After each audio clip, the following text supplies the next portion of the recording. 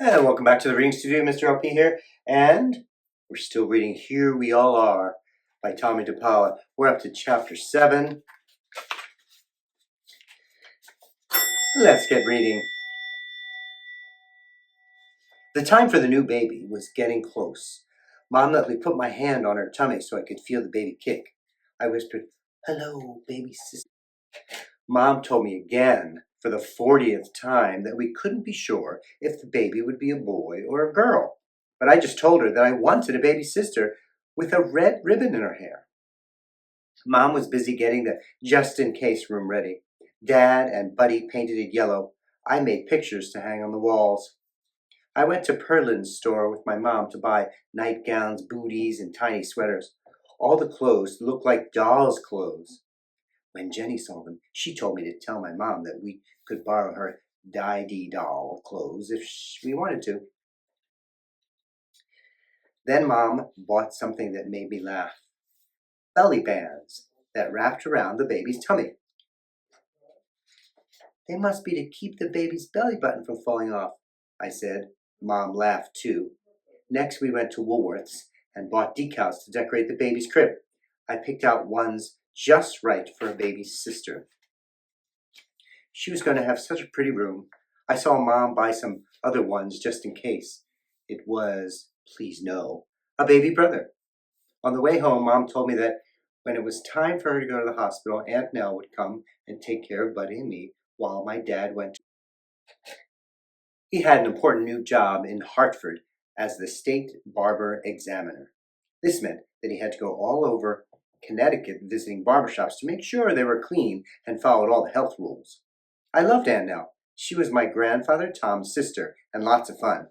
Whenever she took care of Buddy and me for my mom, we would all have tea and with milk and sugar and a plate of crackers with peanut butter. She also made great hamburgers with meat from Tom's grocery store. But something happened that changed everything. Nana Fall River came to Meriden. Nana Fall River was my Italian grandmother. I called her that because she lived in Fall River, Massachusetts. She was on her way to visit her daughters, Aunt Kate and Aunt Clotilde, in the Bronx in New York City. But she wanted to stop in Meriden to see our new house.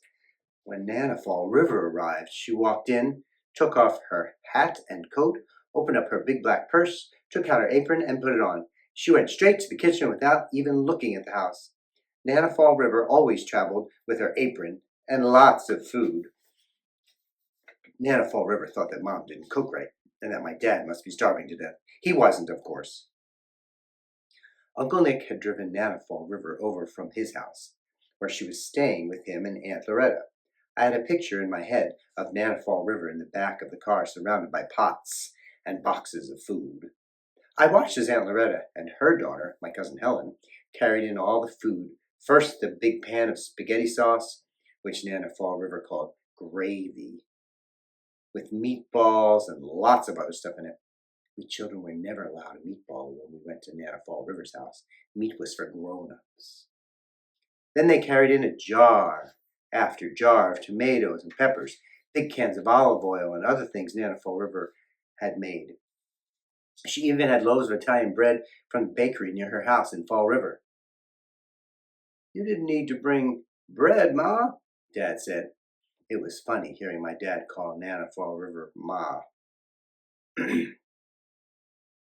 "We have a really good Italian bakery right on Lewis Avenue, Bonazinga's." "It's not like Marzilli's," Nana Fall River answered. Nana Fall River also brought all kinds of cookies, which grown-ups liked, but we didn't.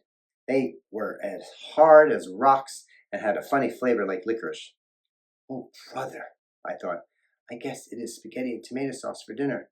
No meatballs for Buddy and me." My mom didn't even bother to go into the kitchen to help, but my dad went in and put on the white apron that Tom had given him. The kitchen was off limits to Buddy and me, so I sat and talked to Cousin Helen about dancing school.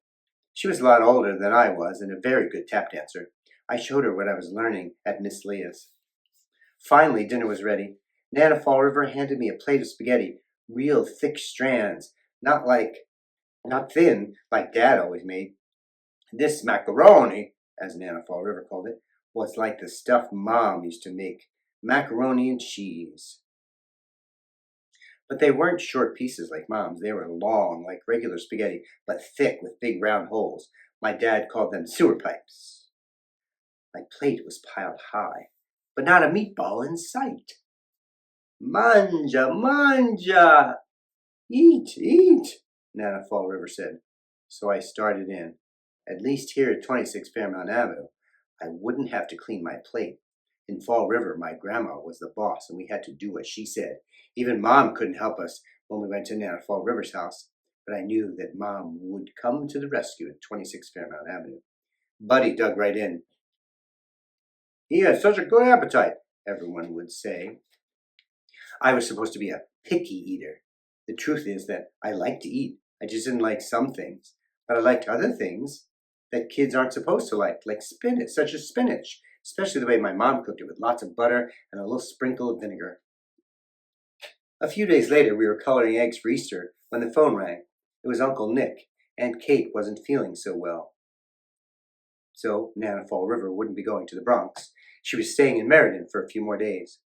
When Buddy and I woke up on Easter Sunday, we found Easter baskets from the Easter Bunny. We got dressed up to go to church. I had a brand new pair of brown and white saddle shoes. Buddy had his first pair of long pants. Uncle Charles and his girlfriend Viva stopped by with their friend Mickey Lynch. Viva had on a fancy hat. My Easter bonnet, she said. Uncle Charles and Mickey Lynch were all dressed up too.